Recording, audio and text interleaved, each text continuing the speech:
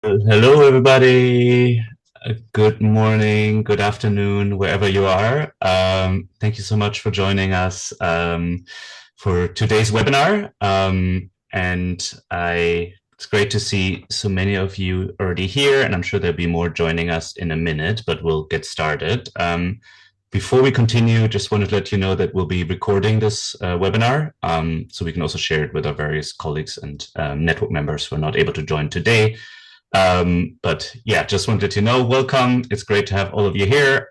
Just to introduce myself quickly, I am Florian Jürgens-Grant. I'm the Social Protection Advisor at HelpAge International, and I'll be your moderator for today's webinar. So it's my real pleasure to welcome you to the webinar on social pensions in the Asia Pacific region. And this is, there's a number of reasons why this is really important. As you know, the world is aging rapidly, but of course that's more so the case than that's more the case than it is in all regions in Asia Pacific, where by 2050, 1 in 4 people will be over the age of 60. So it's a region, aging is happening everywhere. It's becoming an urgent issue everywhere, but in particular, of course, in Asia. And obviously that's a major achievement. That's a huge triumph of development that we're getting to this, that, people are living longer and healthier lives.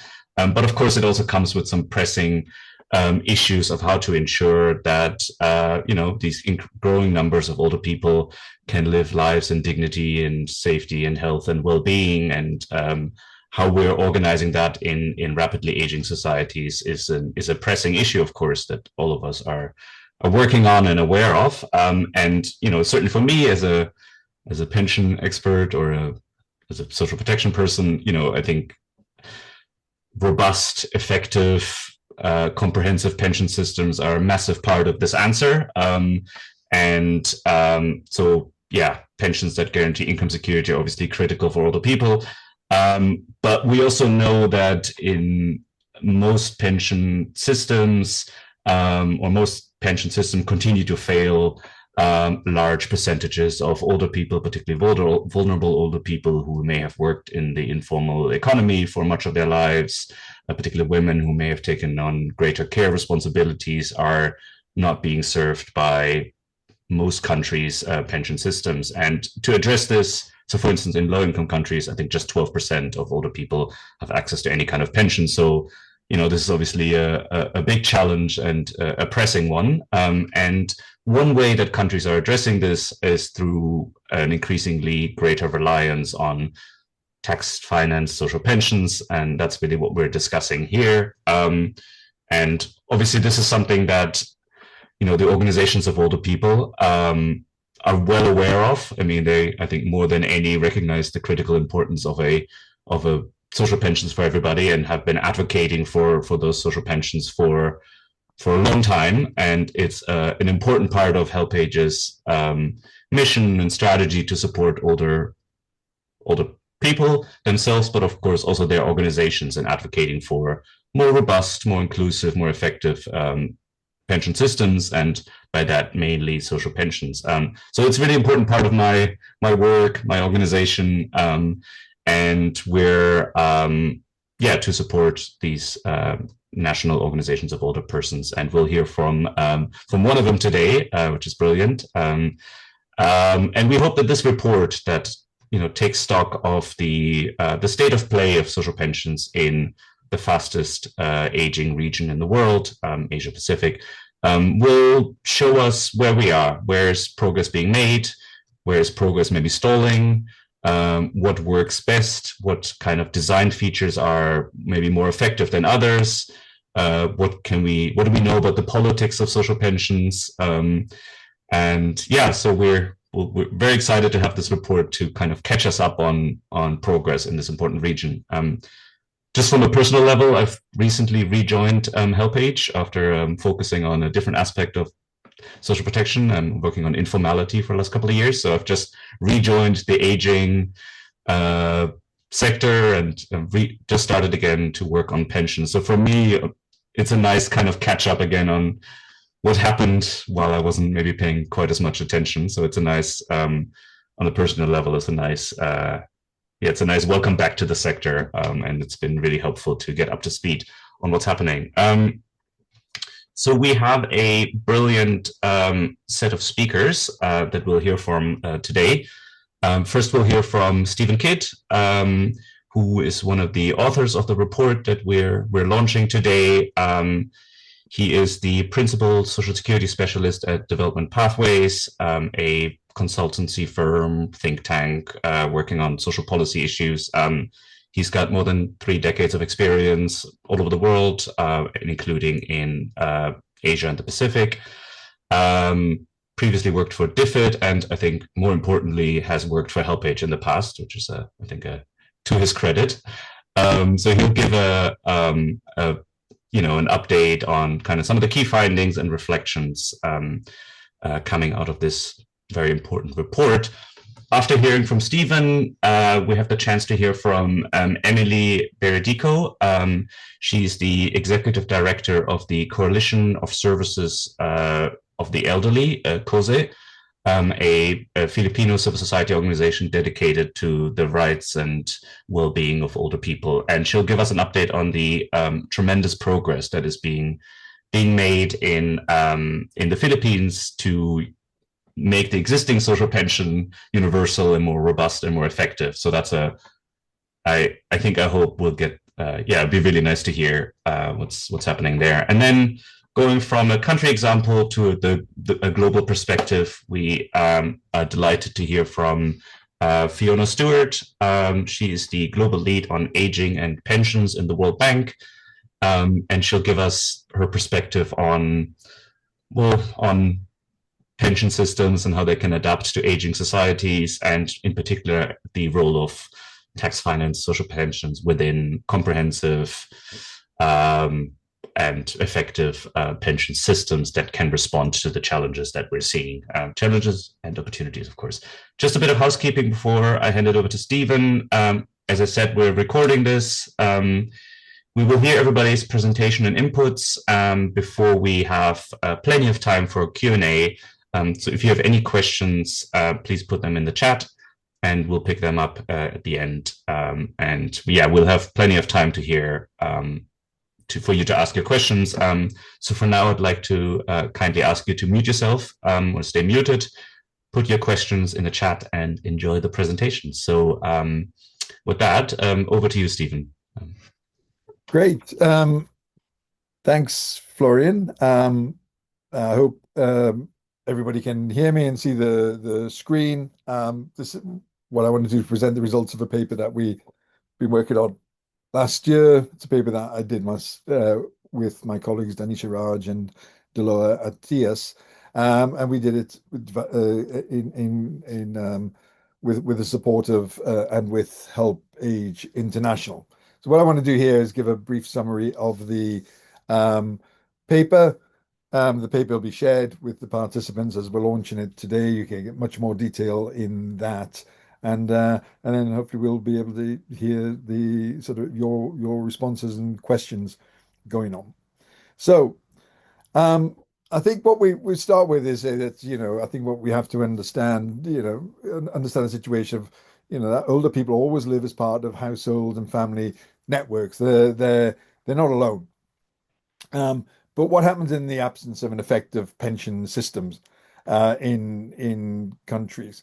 What happens is that we can represent here with a older couple with their siblings living in their children living in different houses. Once the older people can no longer work and become increasingly frail, well, the financial burden to support them falls on their children, which has a range of impacts. It's consequence for the older people as support is limited. They may have less expenses. They're more dependent on others, compromises their dignity, their sense of autonomy and independence. And it has a cost for families, and that the cost of old age falls on families, many of which are struggling themselves. And so they have less to invest in their children. It's going to contribute increasingly, if we don't have a pension system in place, to more poverty and inequality. And as we heard, the Asia Pacific region is rapidly aging. Currently, 15% of the population in Asia Pacific region is over 60 years. and it's going to increase to 25% by 2050. So it's really, really critically important that countries have in place effective pension systems. And it's also happening in the context of generally low and insecure incomes right across the region. In as many as 16 countries in the Asia Pacific region, over 50% of the population are living under $8.30 in purchasing power parity terms, less in nominal terms in these countries. And that's the poverty line for upper middle income countries. So it's quite low, with a high proportion of the population still struggling to get by financially, and working in many, well, the majority in the informal economy, in an insecure uh, manner. So this is the context in which pensions have to be built. And so what we're going to look at today is have a main focus on tax finance pensions across the Asia Pacific region, and look at see how the region is doing in terms of coverage, adequacy, and effectiveness. And then at the end, look at, well, how much would it cost to actually build effective pension systems in countries. So as you'll see, there's a story where there's good news in many countries and not so good news in other countries. And this slide, we're looking at the coverage of all pensions, both tax financed and contributory, across the Asia Pacific region. You can see in around 23 countries. I should say we're not looking at Central Asia, unfortunately, in this. We're just looking more East Asia, Southeast Asia, the Pacific, and South Asia. The 23 countries have pension coverage above 90% for over 65s. That's pretty good. In some countries with lower coverage, that's because they have high ages of eligibility. But we have some countries, poor countries like Kiribati and Nepal, doing very well in terms of their coverage, leading the way and showing richer countries what can be done. But still, in 17 countries, coverage is below, of the whole pension system, is below 66%, and in many countries it's very, very low still. Look at a country like Indonesia with just 8% of over 65s having access to a pension. And some countries, Malaysia, India, still very, very low coverage, and as we see, quite inadequate pensions in many of these cases.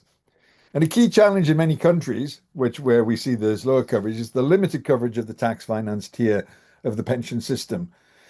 So we can have, in a normal pension system, your sort of mandatory, contributory, and public service schemes, which in this model to the right are those in the more formal economy supporting them. And then often we have a means tested scheme in some countries, which is just targeted at the poorest older people. So we have this big, as we talk about, big missing middle, much of the population not receiving anything. And we see examples of this kind of model, all the designs may change, in countries like Bangladesh, India, Malaysia, Philippines, Sri Lanka. But of course, there's around 12 countries, as we said, that don't even have a tax financed pension. So the vast majority of older people are without any pension. And of course, while we're not getting into, we get a bit into the paper in the tier two, the contributory pension. Many countries have provident schemes that provide just lump sums, and so aren't really actually even then providing adequate systems. So it's a very diverse story in terms of how well countries are doing. If we look at just at the tax finance pensions, often as called social pensions, across the Asia Pacific region, we'll see again some good news in that much of the high coverage that we saw from the overall pension systems down to the tier one pensions, with 10 countries having coverage above 90%. But still, there we have 11 countries that have tier one pensions with coverage below the 40%. So still very, very inadequate in terms of the provision that it's providing some large countries within that, such as India and Bangladesh and Indonesia. And that's on top of the 12 countries that don't have any form of tax finance pension. And with the means tested pensions, as we'll know, there's big problems in identifying who are uh, the poorest older people. That's a real struggle that every country has. And so we show some evidence in the paper, as you see here, from national data sets of the coverage of means tested pensions around in four countries around the world: India, Bangladesh, Sri Lanka, and the Philippines. And these graphs, we're looking in each graph from the poorest on the left to the richest on the right, each percentile, 1% of the population going across. So if everybody had if all of those who were meant to have the pension were receiving it, then would be everybody to the left of the red lines would be receiving the pension. But in reality, it's those under the black lines who are receiving the tax finance pension. And you see the exclusion errors are very high, from 42% in the Philippines to around 68% in India. So a lot of the very poorest older people are really struggling, and they are also missing out when countries opt for the means tested option. Expanding contributory pensions, I think historically is shown in the region, it's not going to cover the gap in pension coverage. A lot of people think this is where we need to put the effort, but the evidence just isn't there that it's going to work. Good example is Thailand, which has put a lot of effort to expand in its social insurance system. And we can see here in the coverage year by year since 2001 up to 2019 of the pension system, that is still a low proportion of the labor force, never mind those outside the labor force, that are contributing into Thailand's social insurance system. And growth has been very slow over the years. The orange bar is the sort of voluntary system, which receives government financial support. But even then, only 12% of the labor force have even entered in the voluntary social insurance system. Only a third are active contributors, so a tiny proportion. And the pensions they get are going to be even lower than the tax finance pension in Thailand, which is itself very low. So this isn't going to be a solution. It's great. We can build this tier, but it's not the solution. We really have to expand the tax finance pensions to, if that's the only way of ensuring universal coverage. The other part of the story is the adequacy of the pensions that are being provided, and there's very significant variation in the transfer values that we can find here. We've measured them on a comparative basis as a percentage of GDP, or in some countries, small islands, GNI per capita, to see the difference. And you can see here a very, very significant difference in the adequacy. Globally, the median value is around 15% of GDP per capita. So we could say that line, then countries are reaching, what would hopefully be a decent amount. And we can see that some poorer countries that are doing very well in terms of the adequacy, providing quite a high percentage pensions with quite a high value in terms of percentage of GDP, such as Nepal, Kiribati, and Timor-Leste. All those doing very well. But there's still some countries that have very low values, including China, India, Bangladesh, the Philippines. So they have them, but still not providing very much to older people at all. And so China is a country which might have high coverage. It's the effectiveness of their scheme is limited by the very, very low transfer value that it provides to older people. There is a correlation between the coverage of the pension system or the overall pension system and the value of the tax financed pension. In this graph, we're showing the coverage of the pension system on over 65s. It's the whole pension system. So higher coverage further to the right. And then the monthly transfer value is a percentage of GDP per capita. And there is a kind of trend that the higher the coverage of the pension system, countries are more likely to pay a higher pension value. For reasons of that schemes are largely more popular with higher coverage, and so governments are responding to the demands of a higher population, or to the high proportion of the population. So we can see in countries where coverage is low, that's where we find very low value pensions. In this box. So poverty benefits or means tested benefits tend to be poor quality benefits, providing very little, which sort of disabuses us of the notion that, we can put a little fixed budget and that's going to provide to a smaller population, going to provide higher value benefit. That doesn't work. It's really about the political economy. So we find that higher coverage is associated with higher value tier one pensions in many, many cases, because of the politics and the political economy behind it. But of course, there are countries where governments are less responsive to the populations because of a weak democracy, such as China or even Thailand, where they still have very, very low value pensions, despite the fact that they're either universal or high coverage. What we do in the paper is kind of trying to measure the effectiveness of pension systems in the region and guaranteeing everybody a minimum old age pension. So this is just a minimum level. And what we've done is do a very simple scores based on a paper that the World Bank did many, many years ago to look at just multiply the pension value in a country as a percentage of GDP or GNI per capita, and then look at the coverage of the pension system, multiply those two together, and this gives us the number. The higher the number, the more effective the pension system in providing a minimum pension to everybody. And we find, as we would expect, the greatest effectiveness is among those offering universal coverage because of the high coverage and higher transfer values. But there are still many countries in the region that still have an awful lot to do to improve the pensions for their older people, to give everybody a decent life in old age. We've done some simulations to look at the impacts of pensions and well-being of among over 65s across a range of countries where we had the data sets. And you can see here that actually, pensions can make a major difference to the lives of people. They can increase the proportion of household per capita consumption. We assume that pensions are shared equally between everybody. And again, those with more universal cover or universal coverage, pensions are making the biggest difference to the lives of older people in their households by increasing overall household consumption. In reality, perhaps older people are spending more for themselves, are doing better off, but we can see that. But still, significant wide variation. But some countries with the very small pensions values, India, Bangladesh in particular, in our study, having almost minimal impact on the well-being of older people in terms of increasing consumption.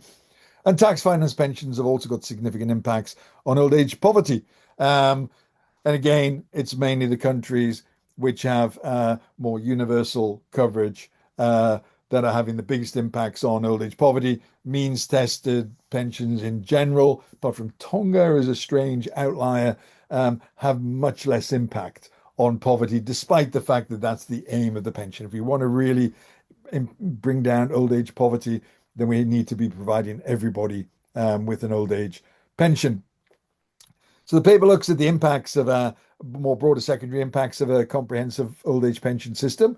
And so we find, going back to this original model, if we provide a pension to older people, then we get a difference in terms of how the sort of financial flows within a broader family network. We give the money to the older people. Now they're more in a position to continue to share with their family, which so that they're actively part of the social network. This then we see has impacts on older persons, strengthens their dignity and autonomy. There's a lot of evidence, as I'll show, of impacts on depression, gives them more ability to cover their personal expenses, but it also has impacts on households and families because they're having to spend less to support their elderly parents. And so this is leading to more reduced poverty and inequalities we've seen, but also a lot of evidence globally of increased livelihood investments within households and families, included by older people, but also improvements for children in terms of school enrollment and nutrition. And it's also going to boost demand within the economy, more spending, which is going to be good for the economy. And there's analysis that's been done to show how this can drive economic growth. And in the paper, we show how there's analysis done showing it can have the same impacts on economic growth as investing in infrastructure.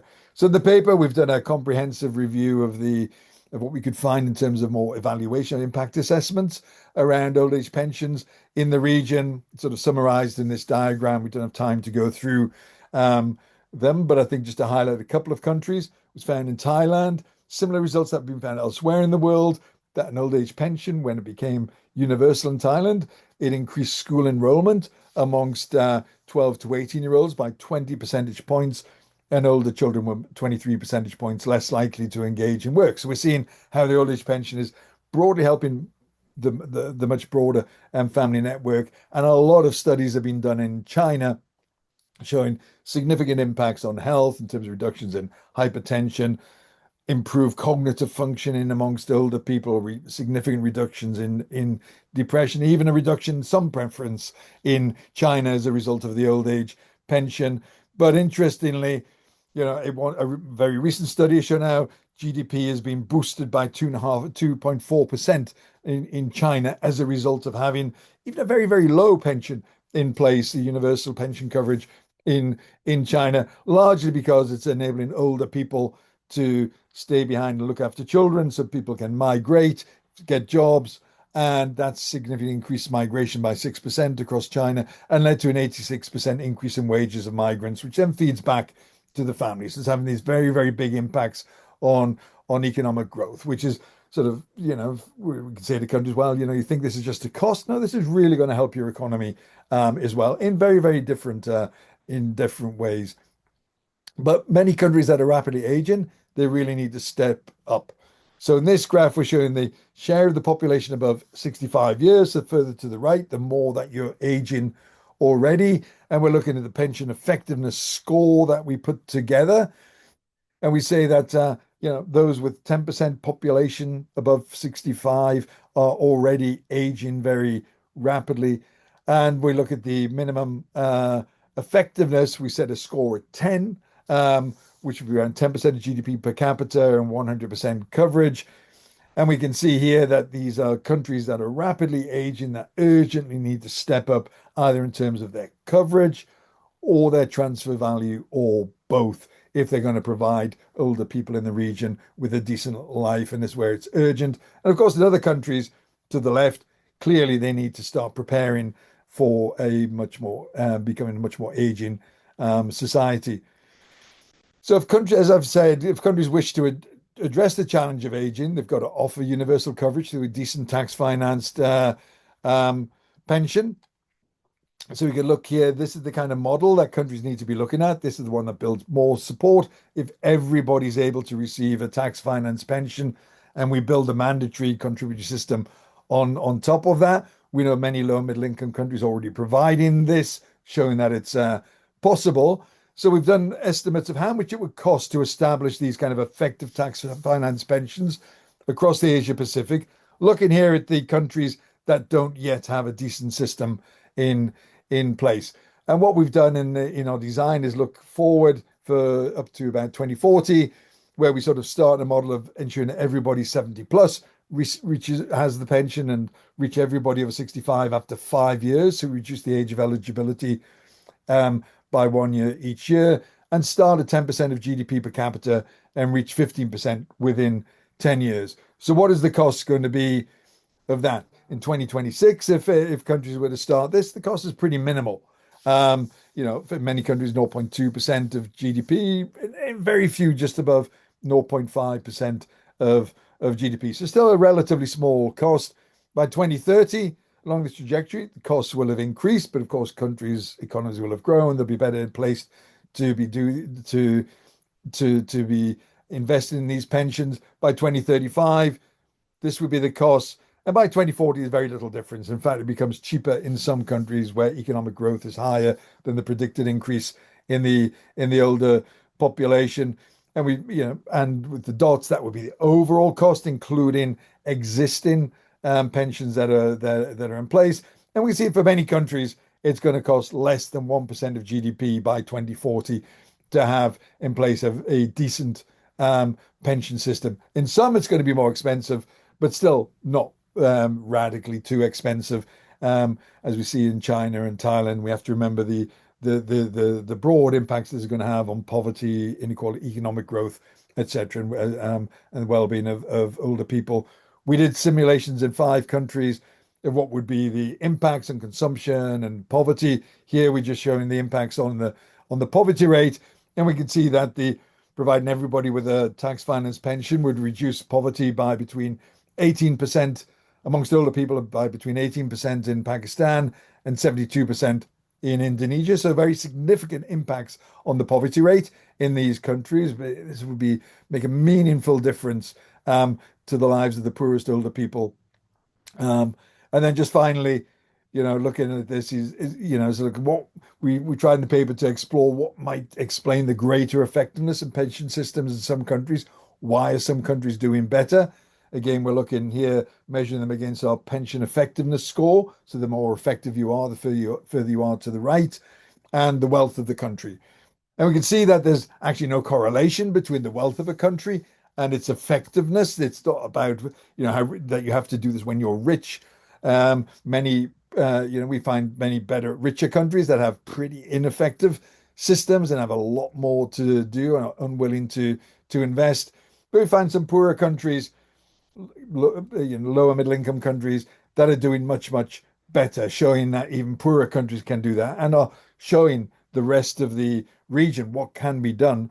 Um, and what we see is that many small countries, many islands or other smaller countries are actually um, being very responsive to their populations. They're much closer to their populations, much pressure. They're the ones that are much more likely to be providing universal pensions with a decent value transfer value.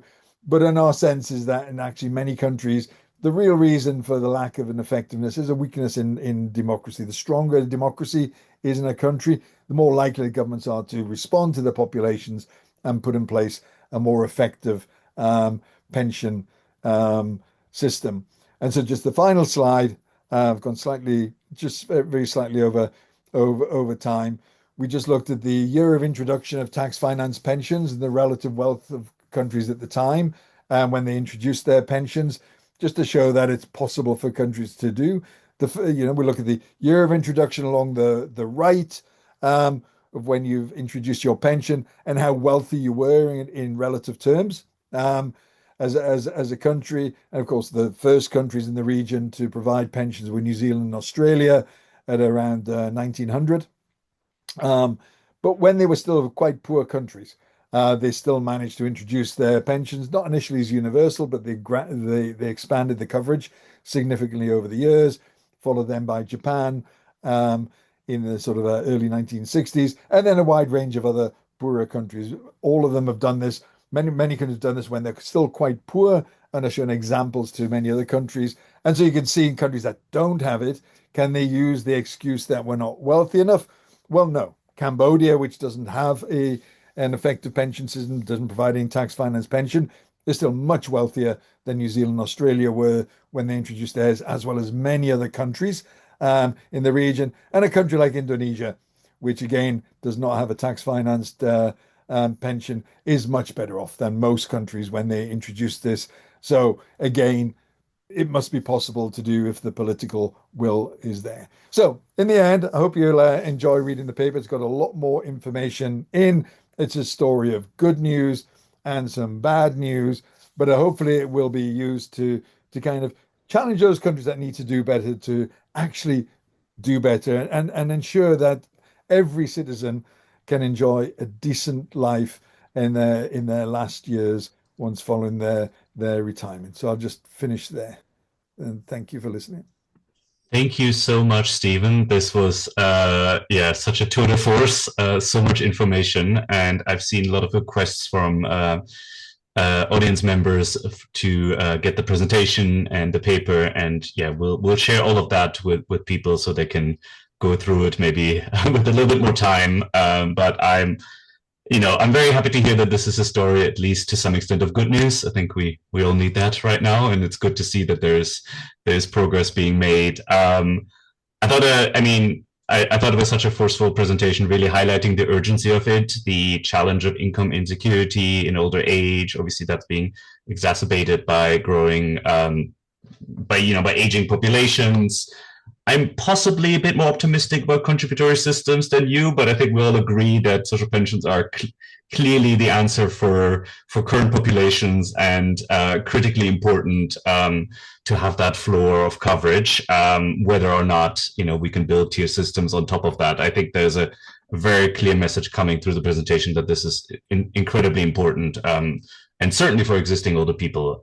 So really, really strong message there. I thought it was also a very clear message coming out on the greater effectiveness and impacts of just more comprehensive, of larger, of more universal systems. And finally, which I think is a good segue to the next presentation, I think, again, another strong message saying that this isn't necessarily about wealth.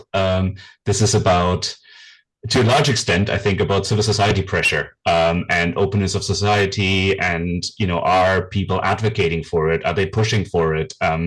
And with that, I'm delighted to hand it over to Emily from COSE, who will, yeah, essentially share that story with us. How the Philippines, for the last 15 years or so, has been pushing to make the existing social pension more effective, more inclusive, and I think since Stephen was saying there's some good news, I think we will hopefully conclude Emily's presentation with some good news as well. So I will be sharing her presentation, but maybe you want to start already. So over to you, Emily, and thanks so much for joining us. Thank you, Florian, and good day, everyone. So as mentioned by Florian, I will be sharing our experiences in the Philippines regarding the social pension program for older persons, especially our campaign on universal social pension. So I will be sharing the importance and the positive impacts and the challenges we face in implementing the current social targeted social pension program in the Philippines. And as mentioned earlier, I will also discuss our, as mentioned by Florian, decade-long campaign for a universal social pension, and will provide some updates on its current progress. So next slide, please. So I will start why social pensions matter as a view of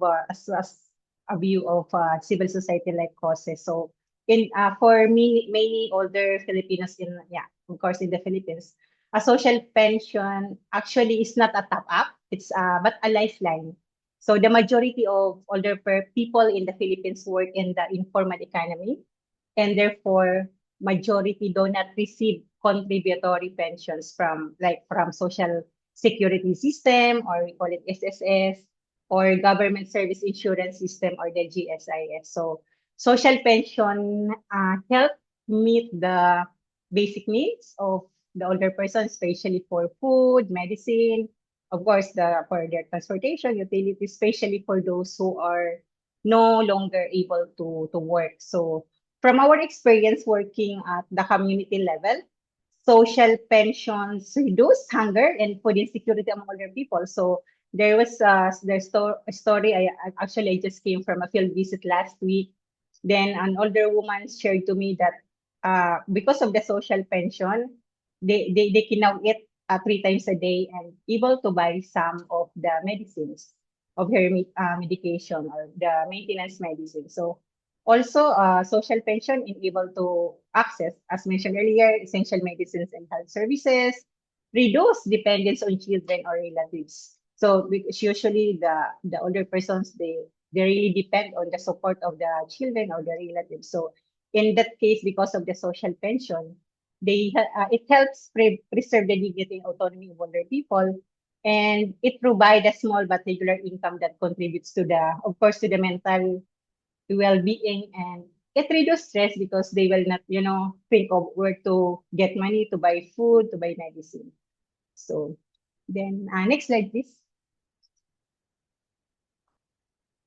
So there are some positive impacts, of course, because of the social pension program. So it is also a result of the study conducted by COSE through the support of HelpAge International, that even a modest amount has high impact when it reaches the poorest older people. So currently, when the social pension program started in the Philippines, it's only like 500 pesos a month.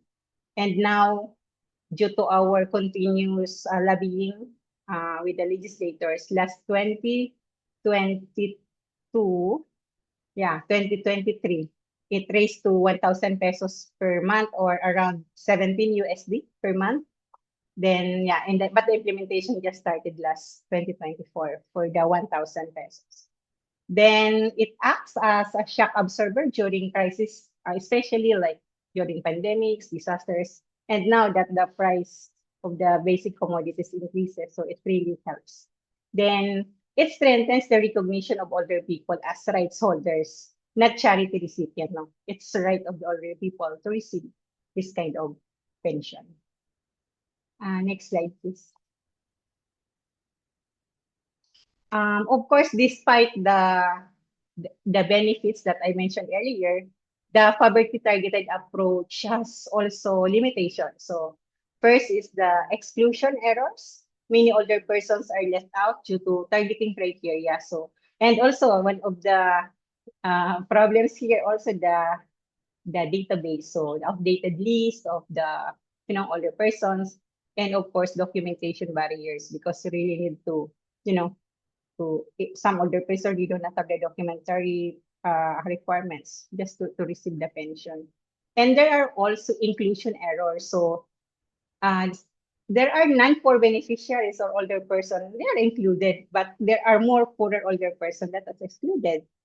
Then we all know that if it is targeted, the administrative cost is high. So that is another one. And also the targeting process itself creates stigma and tension within the communities, as older person, they have to, they are forced to prove that their poverty to qualify. So the process itself can be also painful to the part of the older person, because they are really forced to prove that they are poor just to receive the pension. And there is also fragmentation because of the different interpretation of the criteria. There is an even implementation across the local government units, and of course there are delays in the payout or the payment of the social pension program. Next slide, please. Okay, so as mentioned earlier, we are pushing for the universal social pension since 2015. So it's more than a decade. Then what are the key strategies that we do? So of course we need to generate evidences. So through, as mentioned earlier, through the support of the HelpAge International, we conducted a study or assessment of the Philippine Social Program after 4 years implementation. So it was in 2015, because the social pension program in the Philippines started in 2011, the implementation. Then we also conducted the feasibility study showing that, of course, the universal social pension are affordable and sustainable. We only need political will you know, to implement the universal social pension.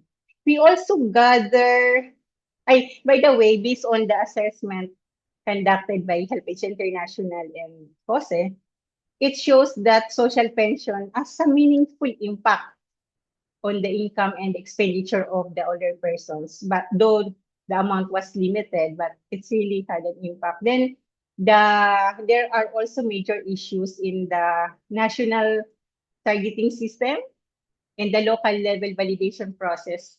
So in the selection of the beneficiary. So as mentioned earlier, there are targeting errors, and the criteria is highly subjective, and also there are they lack systematic processes on the implementation of the program. Then at the community level, we also gather case stories and testimonies from older person on the impact of the social pension program. And also we gather some data also from our partner communities showing that the program really have an impact to the life of to the lives of older person. And we also do regular dialogue with the legislators, with the executive, with the agencies, and of course with the local government units. And we also participate in the committee hearings, both at in the Congress, House of Representatives, in the Senate, and do consultation, participate in the consultation, and also in the technical working groups. And in COSE, we also build or form a coalition or a network to lead the campaign on universal social pension, to, of course, to have a unified messaging across the civil society networks. And what is important is the strong involvement of older persons themselves as advocates, not just beneficiaries. So the older persons themselves, through the OPAs or OPOs, they are the one leading the campaign, talking with the legislators just to pass the universal social pension. Next slide, please. So at present, universal social pension have been filed in both chambers of Congress, the House of Representatives and the Senate. We all know that the universal social pension aims to expand the coverage to all older persons regardless of income, simplified the administration and reduce exclusion, and also institutionalize the pension as a right, not a discretionary program.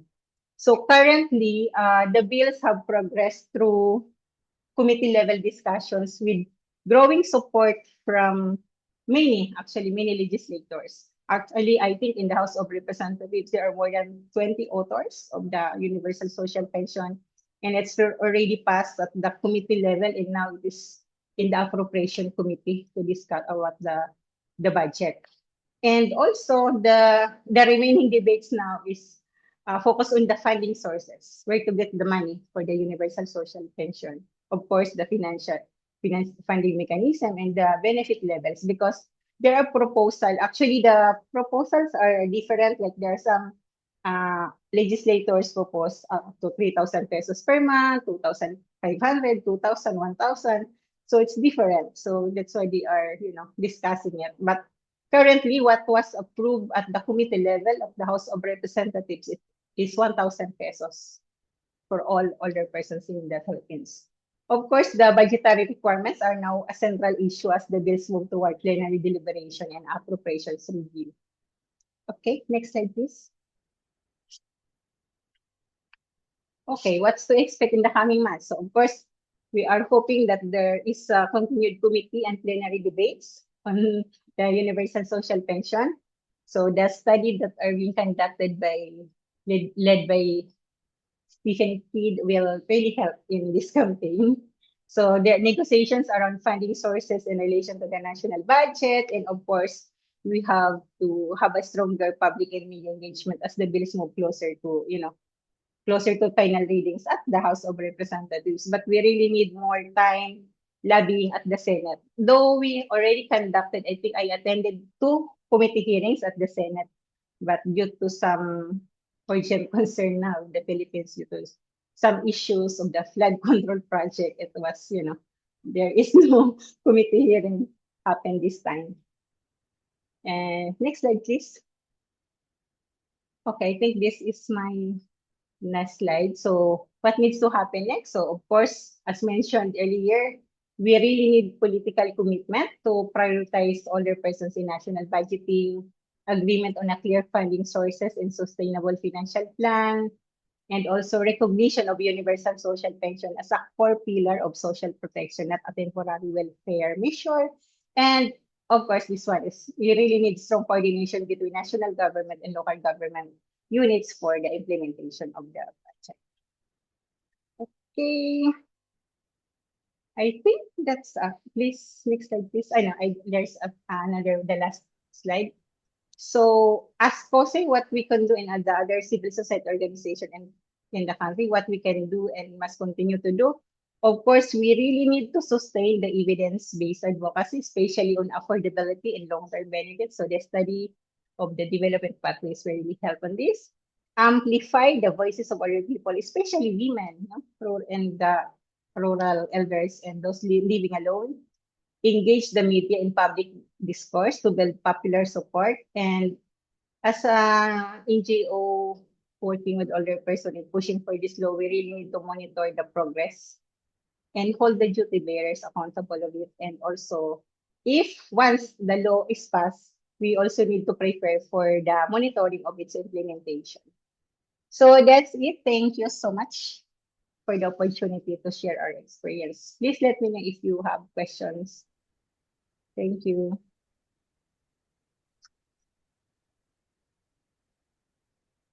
Muted. Thank you so much, Emily, and it's always such a pleasure to hear from you. And I don't think it's an exaggeration to say that pensions happen or not because of people like yourself and your organization, and it's that kind of push, that kind of pressure. And what I love about COSE is that you have the, let's say, quote unquote, conventional evidence, right? So you have the studies, you have the financing, the stuff that ministers of finance care about, the impact assessment and feasibility things. But of course, you also have the kind of more emotionally effective evidence around older people's voices and their stories, their engagement. You build coalition, with unions, with informal workers organizations, with rural, people and organizations. I think it's really, really brilliant. And we're all I think we're all optimistic and hopeful that soon you'll get the bill over the final sprint. And so again, it's congratulations, and keep us posted. Okay, so now we've had kind of a country example, but maybe we can zoom out a bit and look at the kind of the bigger picture of pension systems and aging, and maybe the role of social pensions within that. Get the World Bank's perspective. You said you are looking for funding sources, so maybe that's something the World Bank can do. Although I think, if anything, it's probably better for it to be funded through domestic sources. But nonetheless, over to Fiona to give us that kind of perspective. Thank you very much.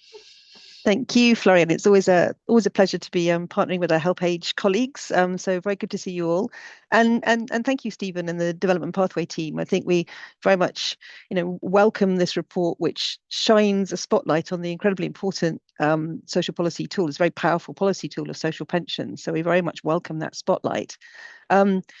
Incredibly powerful tool, as you say, for equity and poverty alleviation. And I really like, and I think came up with you as well, Emily, that this impact beyond just the direct beneficiaries is very well documented, and is a really important point. I think we need to stress more the intergenerational impact they can have is I think a very powerful message.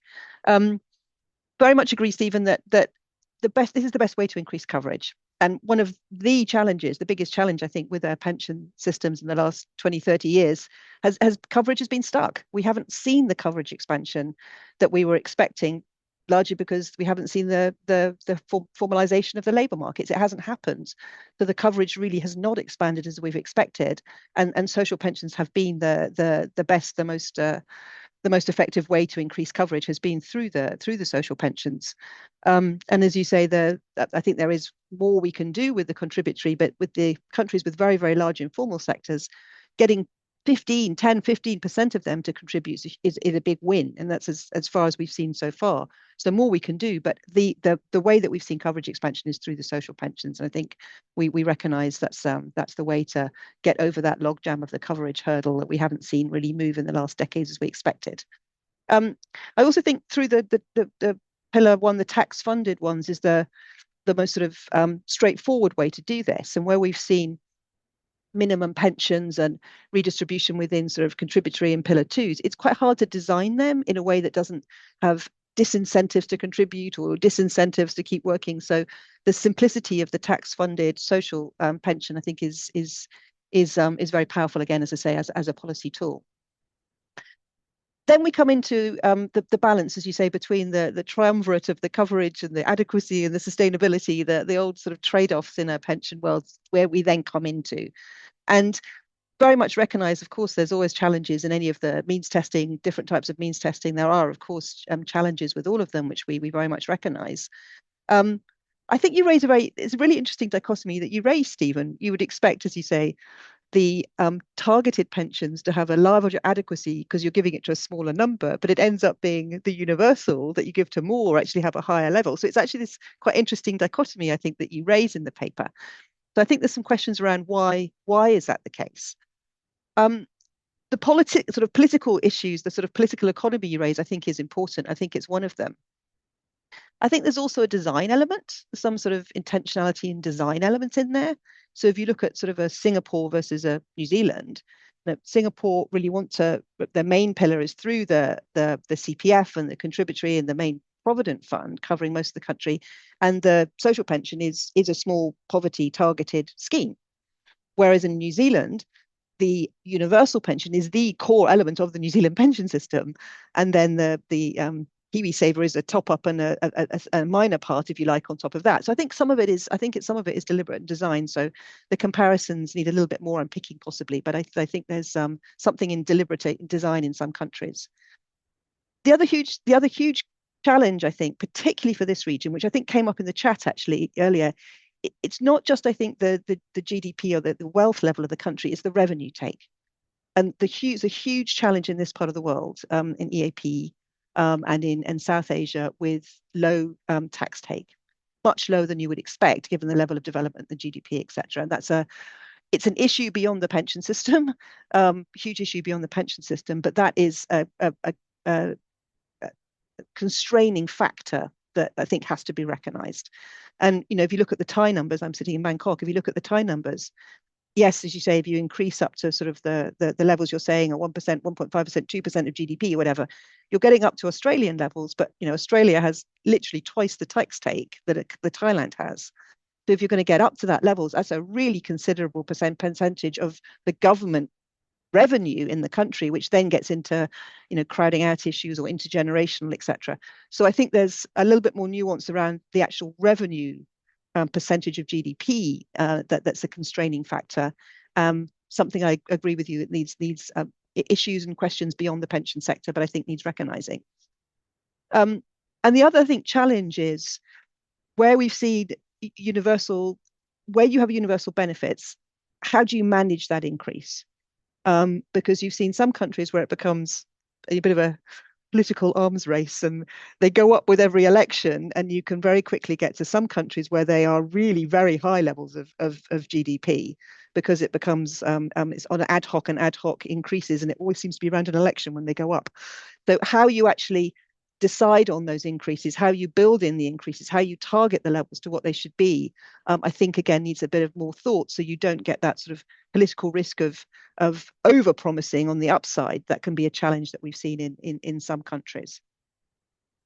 But overall, I think with some of those nuances, very much agree. And I think we've done similar numbers. The OECD's done similar numbers around the affordability is for a sort of a basic pension is more affordable than many countries recognize. I think we've have similar numbers around 1% of GDP. I think that's very affordable with some of those caveats. I think that's we've seen those sort of numbers, and I think it's more affordable than many governments recognize.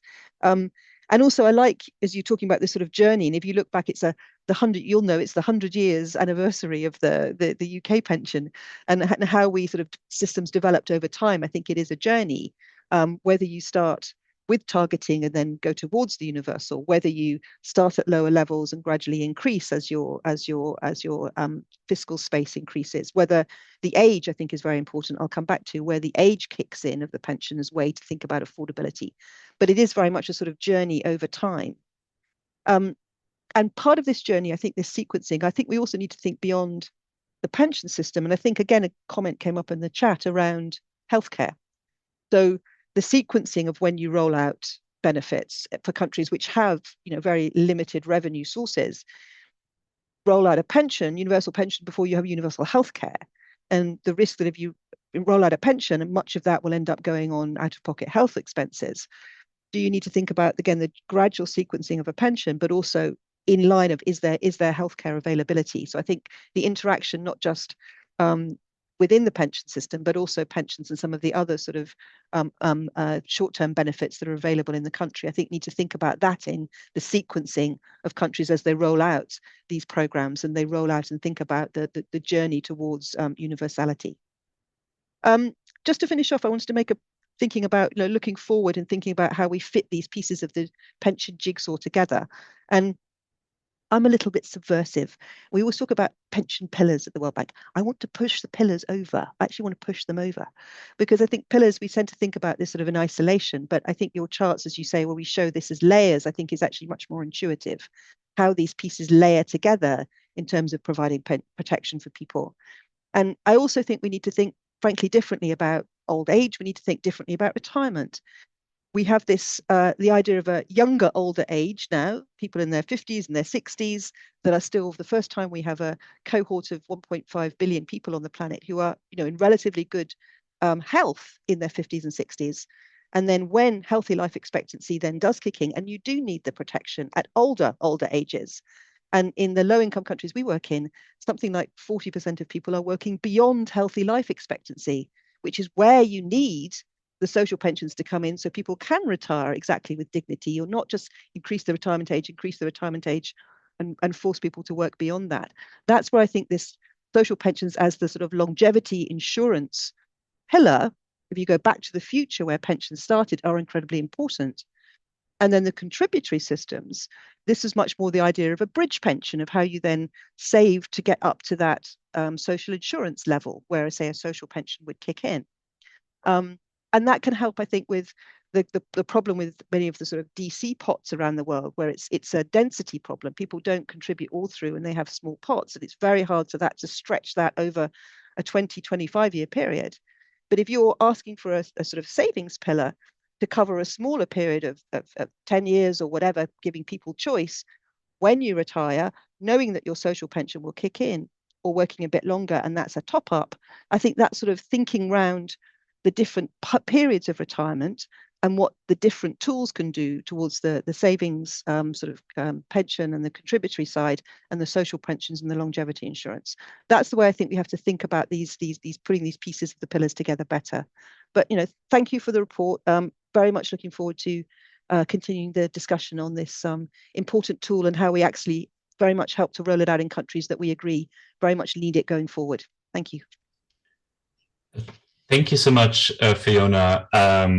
First of all, it's just great to hear this consensus that is, I think, if not emerging, but certainly strengthening on just the critical role of social pensions in these systems. I think sometimes, I think that for me, sometimes social pensions were kind of stuck in bit social development, kind of, they are critical parts of a pension system. And it'd be interesting to see how they relate to other parts of the pension system, and whether are they layered or are they sequenced, or is it, that's really, really interesting. But I'm glad we're all converging on just the critical importance of a tax financed aspect of pension systems. And I mean, I think you're raising a good point on, different pension histories and design aspects. And, there are some countries where the social security systems are just, they're up and running, and I think they're doing what they need to do. And there it's more of a bringing in a certain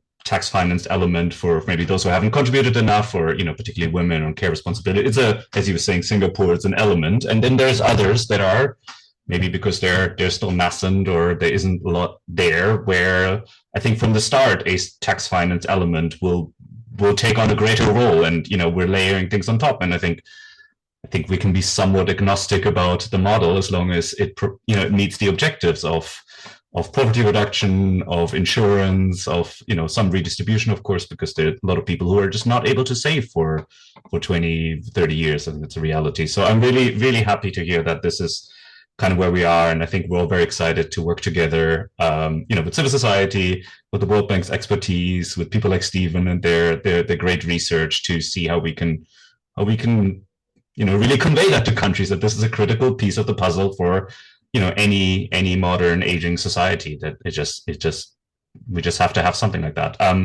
So lots of really interesting points being raised. I fully agree on the pillars. They always it was a bit too. So I think the layering, although now then you brought in the sequencing, I got confused because I thought they were layering. Anyway, but this is maybe for to be picked up. But it's a really interesting thought. I know you mentioned Stephen a couple of times in your reflection, so I'm wondering whether Stephen has any, whether you want to respond to some of the points that Fiona has raised. Otherwise, and while you do that, Stephen, I'm really keen to hear questions from the audience. There's some in the chat, and I'm happy to pick them up. But please also raise your hand or put anything in the chat that you want to ask, any of the speakers. But maybe over to you, Stephen, first. Yeah, no, thanks. And thanks, Emily, for a great presentation. As I say, we'll be in Philippines next week, working together, hopefully, to kind of push things forward. And thanks, Fiona, for your great comments, and glad to see there's lots of consensus in terms of moving forward. I think on a couple of your points, I'll sort of take up. I think largely, much is driven by the political economy. We know that for a lot of studies around this, we've written on it, in a democracy, a strong democracy, and many democracies are quite weak in the Asia-Pacific region. But in stronger democracies, an obvious thing to help you win elections and get forward to respond to your population, you're going to put in place pension coverage for everyone. It's a natural thing. That's why we would find in stronger democracies tend to have universal pension coverage. What do you say about the design? I think the problem is the revenue take. I think it's also very, very closely linked, right? Why do you get low revenue take in many countries, in low middle income countries? It's because of limited trust in government, right? People don't trust government. Why are they going to pay their taxes if they don't trust the government? Because the government isn't redistributing those taxes properly to to those who are paying them. So people are trying not to pay their taxes. They're trying not to formalize to stay out. And this undermining of trust is the big problem. And one, as we've seen a lot of work, is a lot of the undermining of trust is because of means testing, right? People, you get people paying taxes, they don't receive the benefits. Their taxes go into the poor, and they get poorly delivered pensions. There's a great paper by the Ministry of Finance in Sweden, also talking about their experience of moving from means testing to universality to build trust. And I think it's interesting in the whole of the South Asia region. The only country that's really grown its revenues in the last 25 years is Nepal, and the only country with a universal program, universal social security program in the region is Nepal, right? And so we could potentially, there could be this causality. So I think it's about building trust. And I think a key part of building trust in these countries is by taxpayers, as they pay the taxes, being guaranteed a decent life in old age through tax-financed pensions. And by building trust, people will be more willing to pay taxes. I do, though, just to throw a spanner in, have to say, it's, key issues, formalization. I do wonder the extent, I think it's something we need to reflect on, whether mandatory social insurance pension or any mandatory pension is actually the cause of people not wanting to formalize. Why are you going to pay a massive contribution and massive tax, and on top of that income tax, when you've got your kids to look after, right? So you're going to stay in the informal economy. We have to rethink the model, I think, there as well. And I think let's look a bit more. You mentioned New Zealand. In the UK, we followed them more, a kind of incentive-based model to get into the contributory system, because people can't afford to pay these level of contributions in many countries. It's just not sensible. So you're going to drive formalization. On your other point, I think in terms of where you start, I think the means testing, absolutely not. I don't think there's anywhere where it's failed, as it undermines trust. And also there's lots of work done how it undermines incentives to contribute anyway, because why are you going to contribute into a contributory system if you can get the means tested pension when you're older? So a universal pension, or it's definitely universal coverage through benefit testing, is the way forward. And I think in terms of building a proper design, then the design issues are, I think, issues: which age do we start at, right? Because many countries start at a higher age and reduce the age over time. And what level of transfer do we start at? I think there's design issues there. The critical thing is to build trust in government, and a universal pension coverage, and particularly universal pension, is a major tool in doing that. And on the issue of pillars or layers, we do actually look at that in the box in the paper. That's why we call tiers, rather than the pillars. We just say it's tiers. And we do look at the interesting use by the World Bank and the ILO, which actually mixes up, sometimes called tiers, sometimes called pillars, but it does make more sense.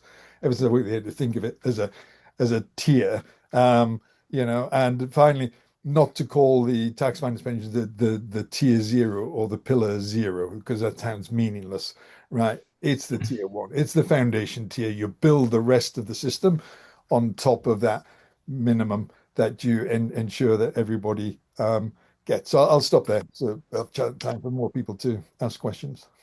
Thank you so much, Stephen. Yeah, I mean, the question on, I have lots of thoughts on the contributory side and how they relate to informality. This is my work the last couple of years, but I'm doing my best to not get into that right now. But actually, we have a really interesting question from George for Emily here as well.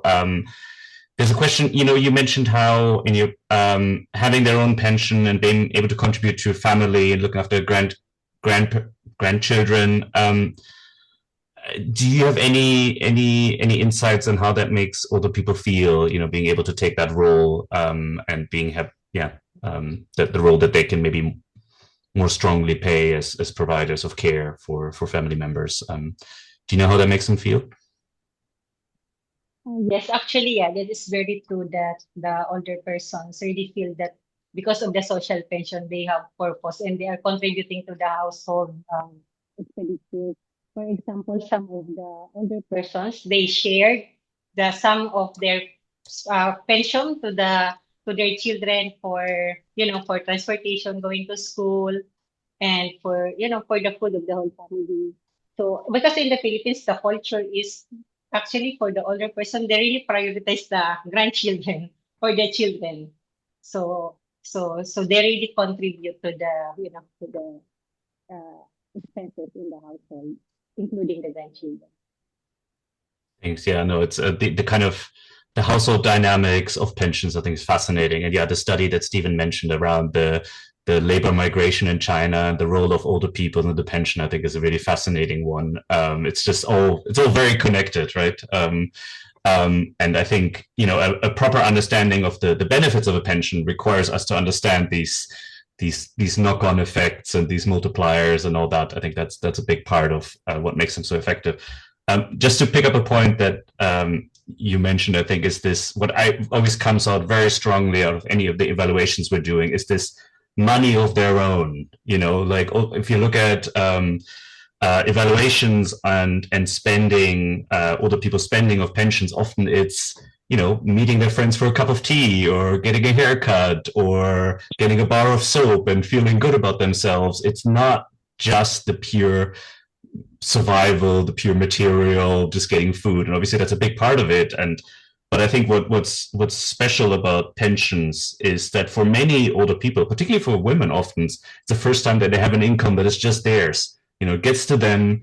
They can do what they want with it, and they don't have to ask their son-in-law for approval or support. Oftentimes they will find other forms of kind of support through families, but that can come with a lot of expectations and reversal of roles where they have to ask for it and they may get it but maybe they don't get it, but they don't have control over their own spending. And I think that's what's so remarkable about even a low social pension is how it for the first time for many people gives them that control and allows them to participate in social life, and not just kind of be the last one to eat.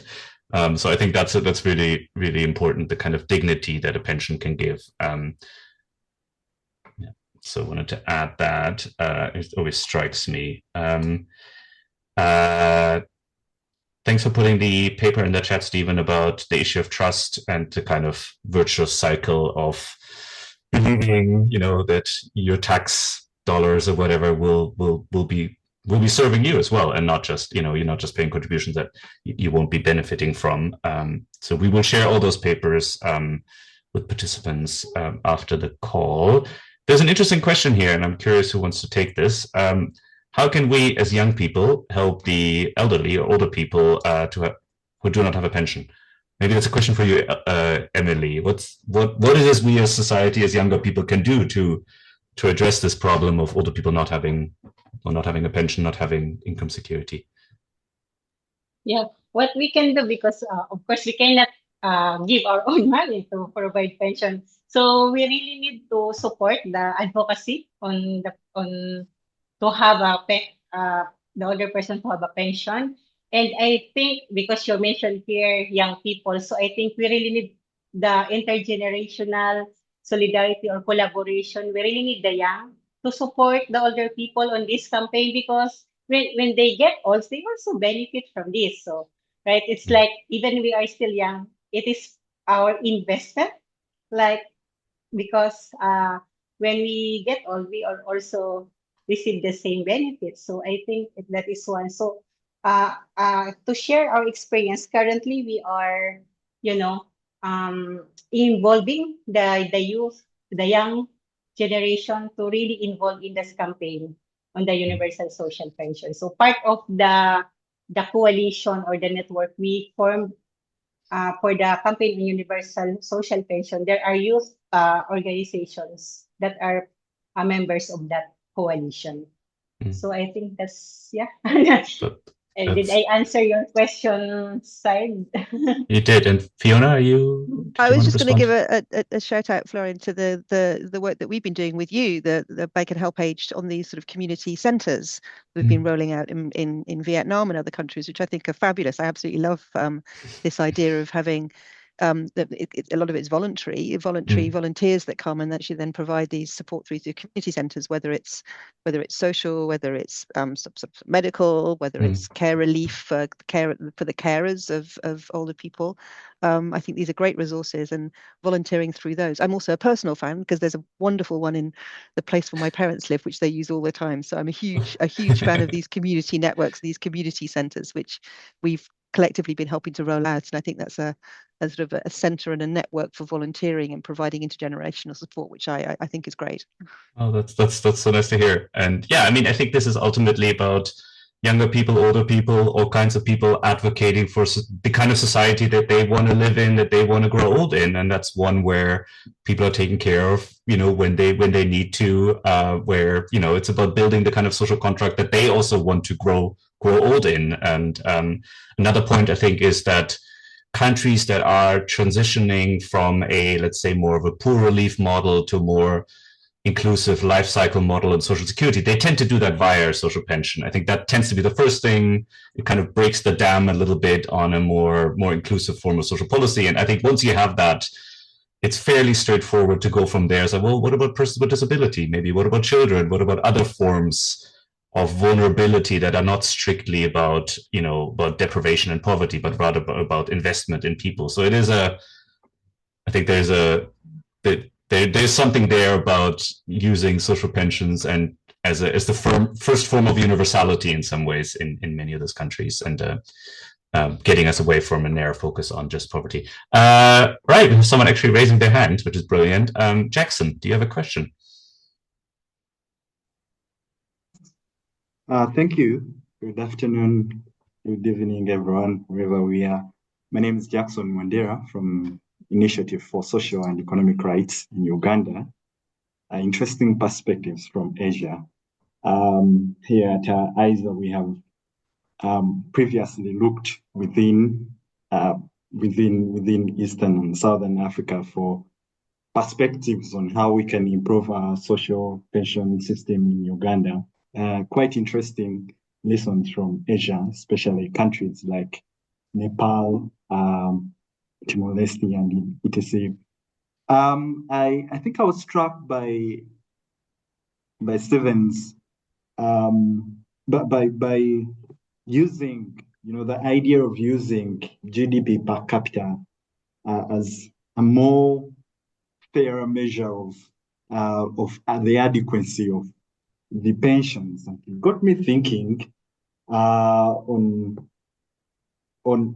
us in Uganda, and looking at it, maybe to give about Uganda, our main social protection intervention for older persons, the social assistance grant for empowerment, currently provides Ugandan shillings 25,000. It's about $7. Related,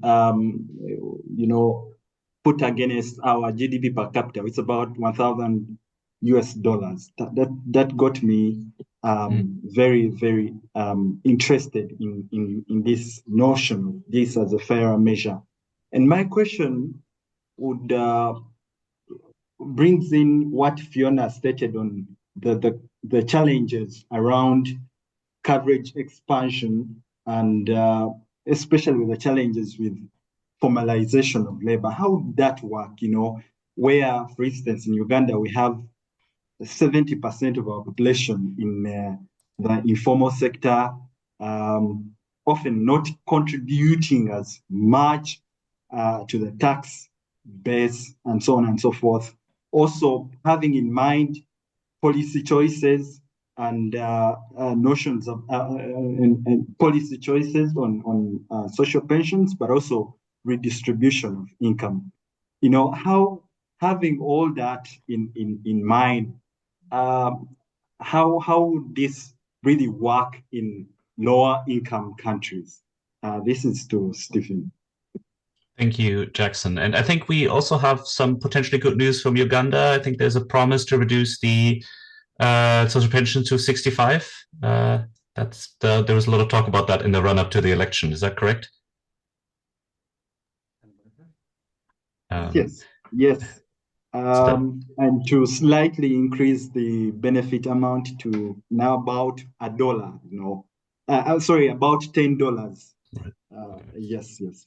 So maybe over to you, Stephen. And I actually had a question on that as well. So the 15% per capita GDP, that's just the kind of descriptive average, a median, I guess, of like, have you looked at how that relates to any kind of objective standards of well-being, like, I don't know, various poverty lines, just to give us a sense of like, how much is that actually? Is that, so it's the median, but is that good? Is it bad? I don't know. So over to you, Stephen. Uh, yeah, thanks. And thanks, Jackson, for that. I worked many years in introducing the social pension into Uganda. I think it was unfortunate, we started off at 25,000 shillings or so in 2011, and just it never increased in value despite the projections that it would be very, very affordable there to do that. So it's good if eventually the government does increase it. It was when it originally started in around 2011, it was about $11.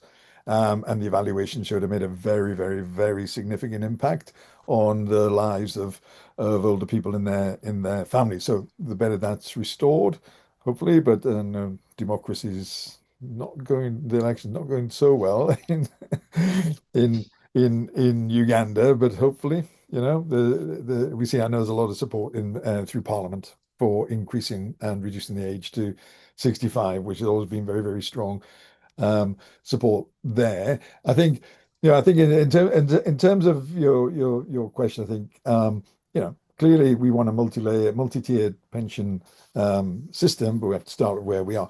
I think I just want to make a couple of points to relate to the other point about sort of younger people as well. We have to understand that tax finance pensions, social pensions are contributory schemes, right? Just the same as others.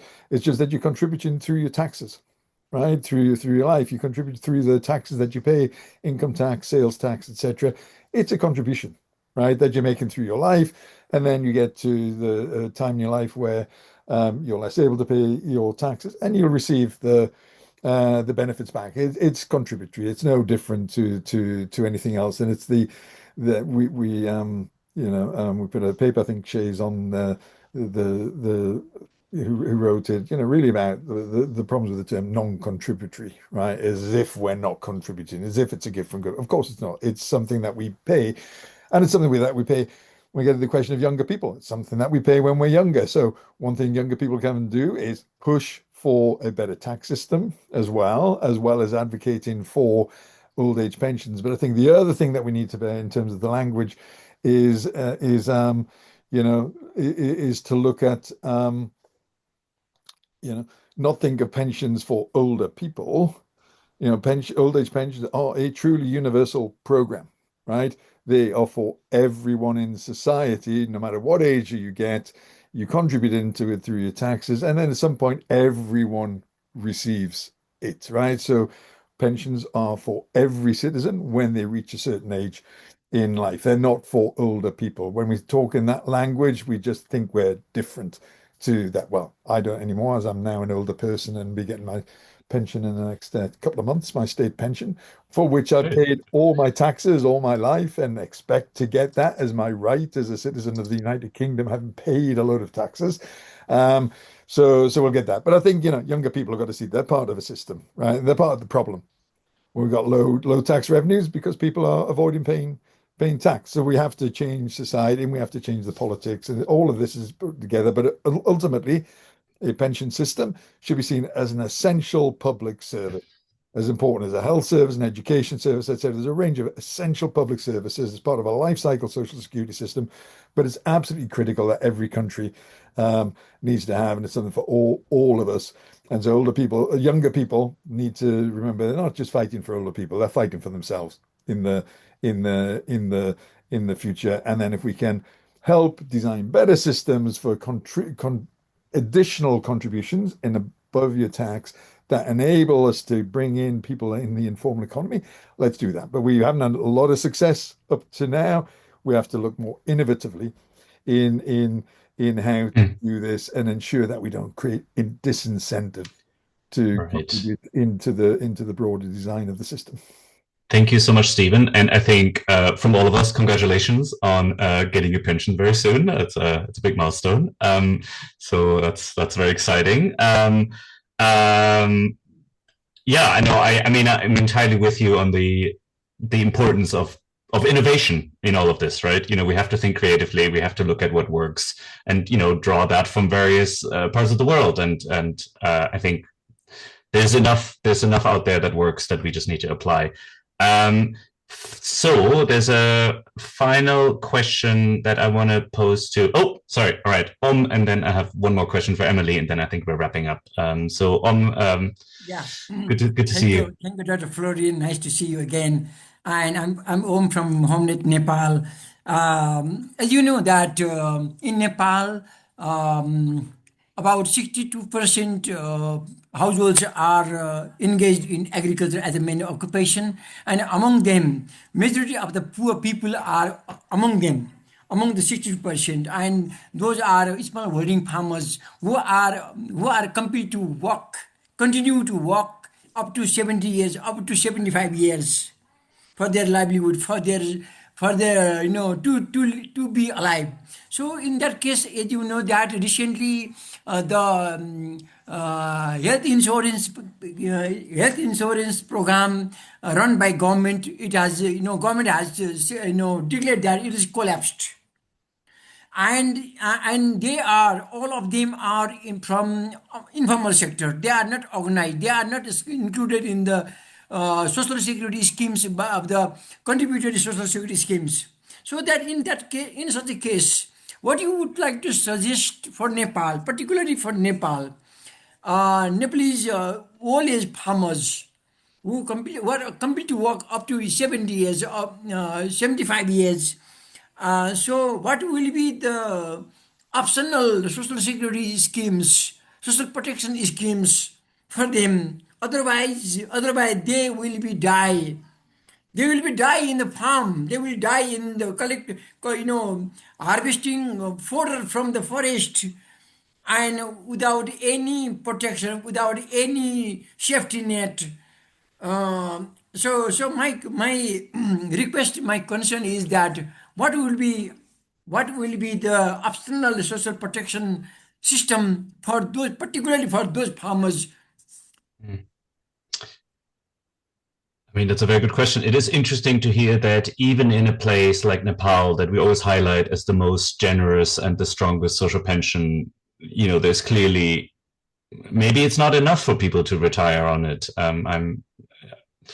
So one of the arguments could be to increase it even further, although I'm not sure that might also be tricky. I don't know whether this relates. You mentioned the health insurance having collapsed. I didn't fully get that, but clearly, as you get older, access to appropriate healthcare is incredibly important. And I don't know whether they'll continue to work in order to afford the health coverage. And I think that brings us to a point that Fiona made. We have to think of all these things not in isolation, but together. It's one thing to have a decent social pension, but if the health sector insurance has collapsed and is not affordable, then it's very difficult for even a decent social pension to address that.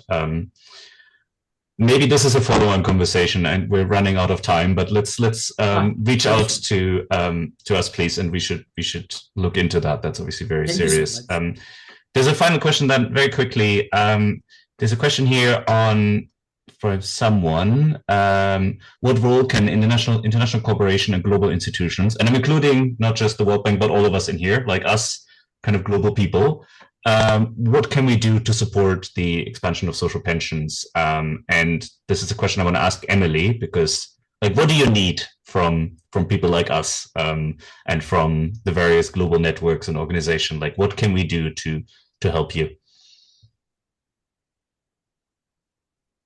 Yes, I agree that the international cooperation and global institution can play several roles in increasing the level and adequacy of the social pension, especially in low and middle income countries. So I think first we need to set global norms and standards.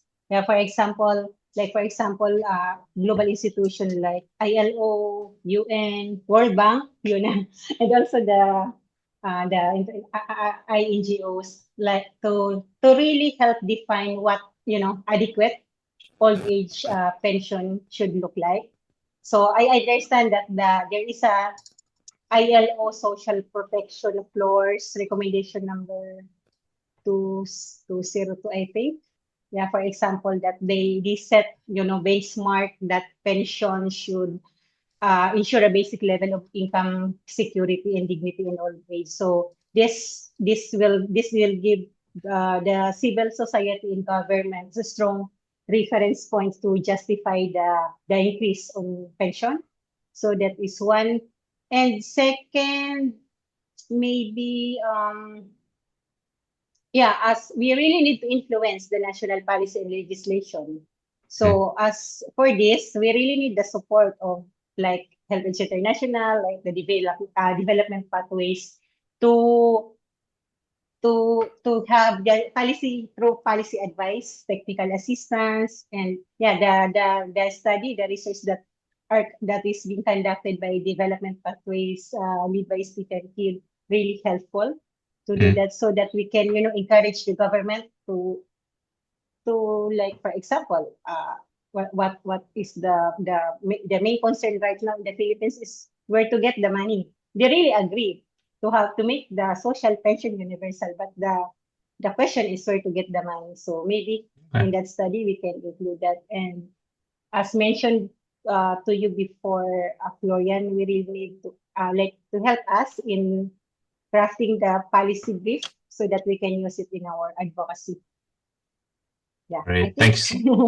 That's such a good closing, and I think it very much captures my kind of theory of change in all of this. It's about strong national organizations making the case, being supported, through various global network, helping with the research, the evidence, the policy advice. And just a thought I just had, since it's all about trying to find the money, maybe Fiona, we can have a chat with your colleagues in the Philippines, and I'm sure they have interesting, not that they would fund it, but I'm sure they do expenditure reviews and budget reviews, and they may have some insights on what might be potential resources. And maybe that's a conversation we can have.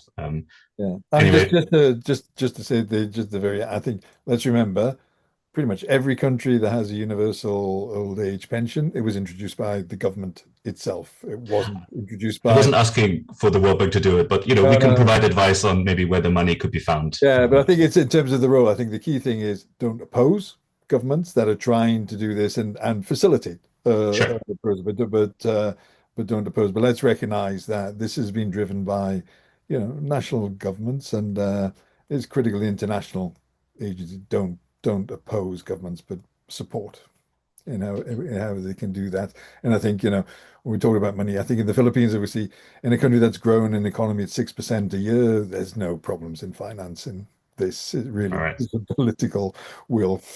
We will tell them. I'm with you. We're absolutely here to help and help with design, as you say, to put the sustainability of the design in place. Absolutely, we're here to help, Emily, and happily to follow up with the conversation.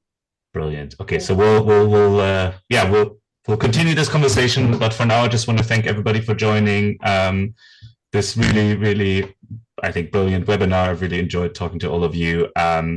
We will share the presentations and the reports to those who've signed up.